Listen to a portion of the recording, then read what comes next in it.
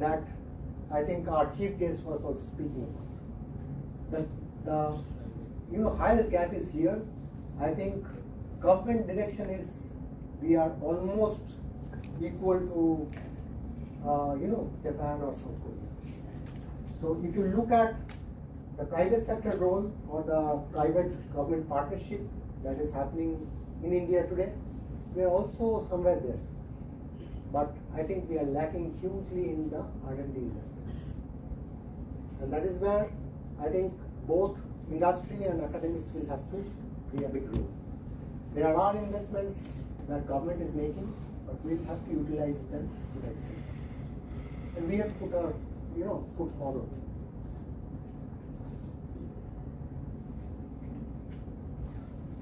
(2030) and beyond. So till now we were talking about 2025. How is it looking in 2030 and beyond? You see this where we have spoken about, or where we are speaking about the sectoral leadership. Projected global market share for India in all these sectors. And you would see in textiles we are moving or cruising forward when we are talking about 2030. As a part of my consulting journey, my first US visit was in 2003 to be precise. And being a Bengali boy from Calcutta, stepping into US for the first time, you get into all those Macy's and large departmental stores of US. Now we have in India the largest malls and departmental stores, but at that time we didn't have it anymore. So I picked up a shirt which looked branded.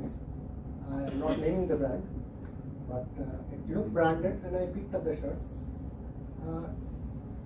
The tag said "Made in Bangladesh." I said, how is it possible? Then okay, I kept it. I didn't want a Bangladesh made shirt from US. I picked up the next one. It said "Made in Vietnam." And that's the truth till today. I visited maybe US, UK. I keep on visiting these countries due to my professional role. And whenever you go there, you go to a shop, pick up the shirts and the branded ones. It's not the regular ones. The branded ones, they will show you made in Bangladesh and Vietnam. So, and I have worked with the Bangladesh textile sector for some of the projects. They're really good. They're doing pretty good. So, India is also, I think, moving fast here. And pharmaceutical manufacturing is something that India is focusing on deeply. And I'm at present working with some of the leading pharmaceutical manufacturing companies of India. And the way they have changed their thought process, their mindset, is really brilliant. The way they are accepting the change. See, in digital, and since I'm a digital person by heart, the largest resistance is adoption. So people are saying a lot of things. There are a lot of talks, discussions, seminars, buzzwords going around. But when it comes to adoption, people are resistant. But pharmaceutical is one of those sectors where people have been, very open to adapting to that change. Healthcare, similarly, if you look at some of these leading hospital chains of India, while there are, immense scope of improvement, but at least people are thinking towards bringing in the most advanced technologies, both in clinical diagnosis, in operations, and in other parts of healthcare. So, manufacturing share in GDP, if you look at this data, 2047, as I was saying, we are slowly closing to USD 8 trillion and almost 25% of the GDP of India. Lessons from advanced manufacturing hubs. As I was telling, Germany, automation, precision, as we know. So in Germany, the automation, I worked in Germany with some of the leading German car makers, and truly, and I worked with some of the leading car makers in India also. I was a part of one of these organizations, though they are IT arms in India. Precision in Germany with some of these car makers, it's really different. The way the manufacturing setup is being done itself is different. And obviously, as I was saying, the resistance towards digital, towards using technology, or most of these emerging technologies, has been very less. So that is why they are reaching this numbers. Mass production in China scale has been 99%, we all understand. If you all are aware of the latest data, so we were talking about Tesla a few years back, BYD has now overtaken Tesla in terms of both production and market share. So South Korea innovation, you see the rise of Hyundai and Kia, right? So, and I was talking about 2003 when I reached US for the first time. People didn't even look at Hyundai, Kia. It was all Toyota, Honda, and the American or the German cars. Now you go to US, it's Hyundai and Kia everywhere. So that is how they have grown. And United States innovation, R&D powerhouse. They have always been like that. And it is not only in manufacturing, in all the sectors, United States have consistently shown the track record for innovation.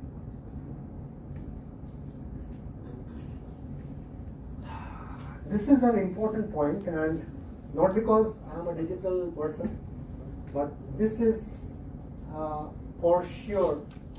And as we stand in 2025, I can strongly predict that this is going to change the lives of all of us sitting in this room. So the digital and AI revolution, the way we do work, in the next 20 years is going to bring in a major and a massive change in our lives. Right? So if you just go back 20 years, this particular device that we carry today, while it has become a part of our day-to-day life, but if you look back maybe 20 years, 2005, I used to use a normal mobile phone from Nokia. It was only used for calling and probably some texting and some photo capturing, which was at a low resolution. Now, without this, you cannot do anything. And this is probably the penetration of 5G. These are probably some of the disruptions that we have experienced over the last 20 years. Right? Can any one of you live without this today, one day? No. Can any one of you think of doing any work, any normal work, without an app today? Probably no. Now, in the next 20 years, AI is going to play that role. Because I think 7 to 10 more. Is it okay? Yes. Because the way in an industry or in our day-to-day lives, the efficiency is going to increase multifold. In some places it is 5 times, in some places it will be more than 100 times. And this is what AI is going to bring in. Right? So my deepest request to, or honest request to all of you is to understand and get deeper into this subject. Because even if you are getting into consulting, even if you are getting into core manufacturing, strategy, AI is going to be everywhere.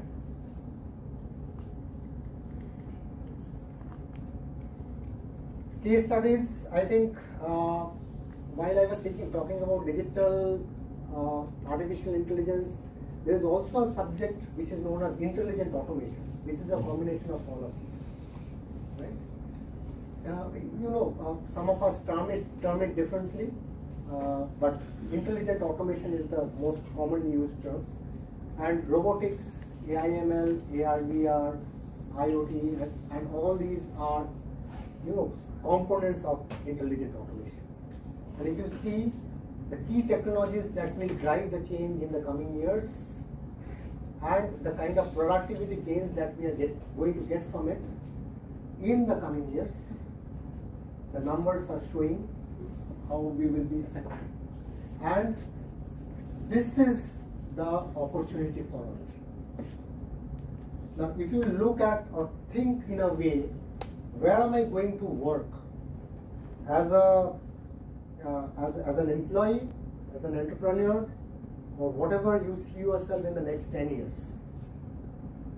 this is going to give you the opportunity. So talking about digital transformation and AI, so a lot of the industries which are there in India, especially manufacturing industries, they are not even at the level of automation, so they don't integrate their machines with the sensors. So how do you think that this will be helpful for them, with the leapfrogging is possible here, and to adapt to these changes is a really difficult one that we see in the near future. So for big conglomerates, we don't think this would be a problem. They can invest more and they can do this. How could we do this better in the upcoming? There is a possibly long answer to this, but the shortest answer, because I've been given a timeline by one of your batchmates, the shortest answer is probably you will have to take the responsibility and own up this change. You are the future leaders, and you have to take up the ownership to get this change happening. Because these are the extrapolations, predictions, and projections. Somebody has to do it. Probably you are the people. So his question was also, what if they fail? They will perish. Is it?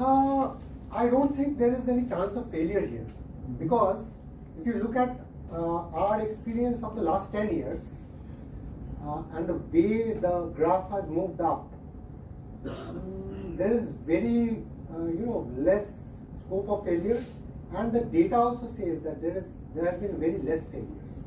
That has happened in all the sectors.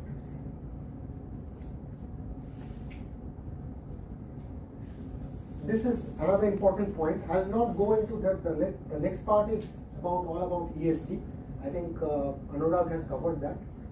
But this is one point I wanted to quickly cover. Workforce, how is it going to change? And this is probably the last point Prashanth shall cover. So workforce transformation is something that is also important and very relevant for all of you. I was talking about the adoption of all these, which AI/ML in decision support. Human decisions will still be there. It will not be all AI/ML. Critical decisions, empathy, and all those emotional intelligence will still be with human beings. But most of the decisions in processes will be done by AI. Industry 4.0, 200 million plus new workforce, and around the 40% female workforce is what we predict in 2047 in manufacturing in India, which is a huge disruption again. Right? Now, if you look at all these upskilling initiatives, I've shared this deck with Prathamesh. You can look into these in details.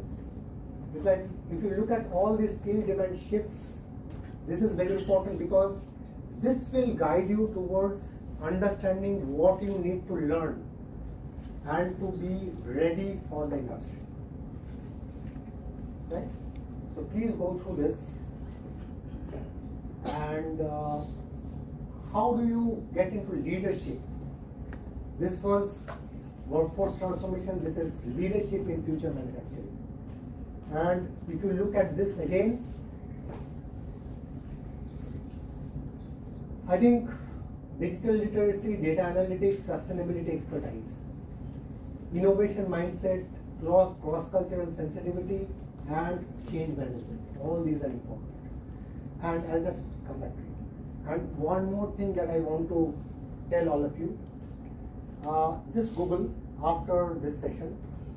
There is a report published by World Economic Forum on what are the relevant skills of 2030. There is no programming there. There is no technology there. It is all about critical thinking. It is all about innovation. It is all about strategic thought process. So the mundane tasks, the repetitive tasks will be all replaced. So even entry-level programming jobs will be replaced. You would see, reports from Google and other leading organizations of the world. So you have to be innovative. You have to be creative. Your thought process is your differentiator. Right? So look at this report, World Economic Forum, Future Core Skills of 2030. And this is what is coming out here also. Leadership cannot be learned from a book. And unfortunately, also not. When we come back for recruitment, for all of you, we look for these and not for your manufacturing skill sets. It's your clarity of thought, your intent, and your attitude, and overall communication. With that, I'll probably take one question and leave it to Brother. Sir, continuously in this sector, new innovations are going on. You guys, can you speak up louder? You want to be leaders? Sir, continuously in the digital sector, new innovations are going on. So how to stay relevant in this digital journey? One word: read. Learn. Learn. Right. The day you stop learning, you will perish.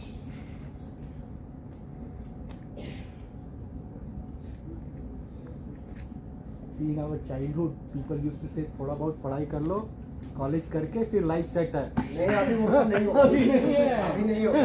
अभी, if you want to be leaders, you have to change yourself on a regular basis. Learn every day, and sometimes it is unlearning and relearning. Yeah, that's even harder actually. So if I think at my age, मैंने तो 25 साल पहले जो सीखा था, that is enough for me to live my entire life. That's wrong. I've been unlearning what I've learned in 2010 and relearning today. And probably I have a lot to learn from all of you. And that is why it's always interesting and exciting to be in these sessions. Any further questions?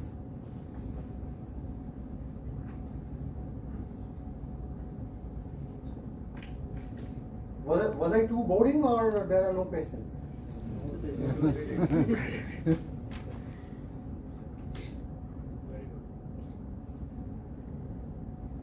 पूछो, कुछ भी पूछ लो. बाद में जब interview के लिए आएंगे अभी लोग तो हम ही लोग पूछेंगे.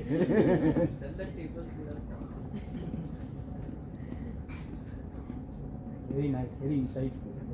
I think this is with this. Yeah. This is the summary.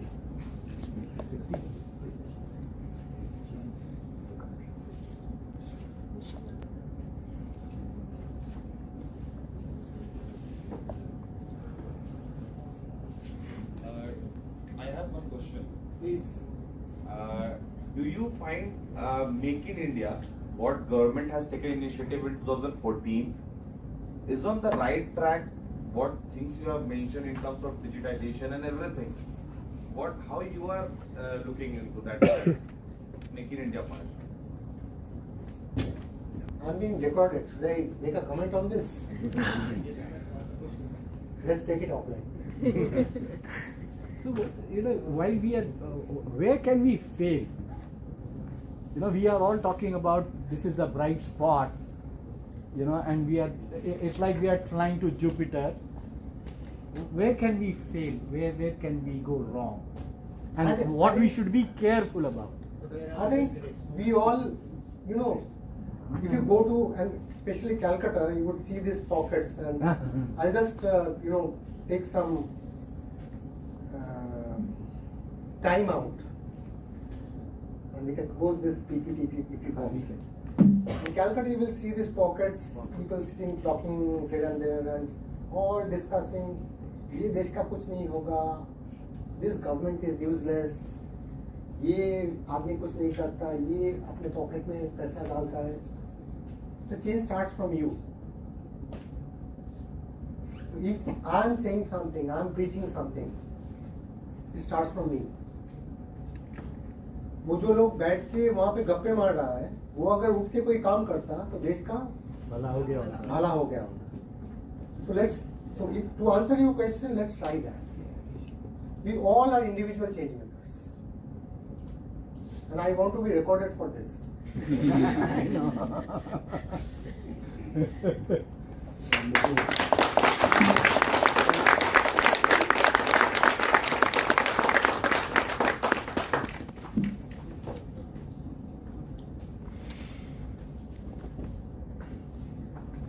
Thank you, Abhijit sir, for such an inspiring session and inspiring all of us to go into manufacturing and aspire new things and do great for our country. We all should. Yes, thank you, sir. So now we will reconvene at around 2. Yeah. At around 2 for the next set of sessions. So we have our 2 keynote speakers after lunch. So thank you. Keynote or 1 keynote speaker? 2. Oh, we have 4 keynotes. Yes. So thank you. Please join us for lunch at 10. Already 1.